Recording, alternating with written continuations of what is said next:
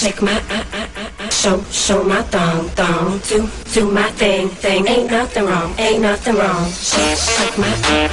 show my thong, do my thing. Ain't nothing wrong, shake my show my thong, do my thing. Ain't nothing wrong.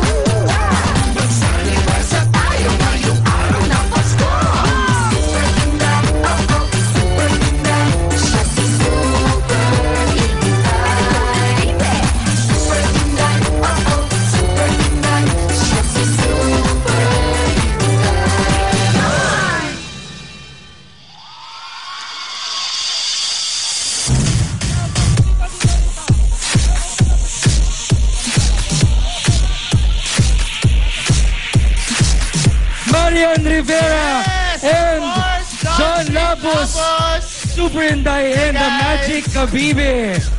Marian, kamusta na? At malapit na ang Super Inday. Excited ka na ba? Yes, syempre! Kasi Elijah sang tiyanak sa Super Inday na Golden Bibe. Hello po! Hello, ang cute naman ng tiyanak na yan.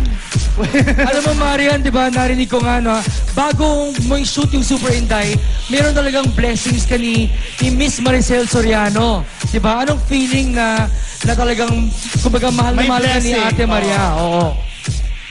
Ayan, Nay, thank you sa inyo. Siyempre, malaki kasi din ang respeto ko kay Nanay, kaya talagang pumunta ako sa kanya para humingi ng bas-bas talaga. Yeah! Ikaw naman, sweet, anong mga preparations na ginawa mo para magampanan ng isang bibe? Well, hindi ako kumuha ng blessing kay Aiza Sigera bilang siyang original na Golden Bibe. Dahil inib ako, di ba dati tomboy, ngayon bakla, kaya kakaiba po talaga. Abangan po ninyo ang bagong version ng Regal Films, ang Super Inday and the Golden Bibe. Offering pa rin po ito ng Regal Films as they celebrate their golden years in doing and of course, movies. Kaya Golden Bibe. Tama! Diba?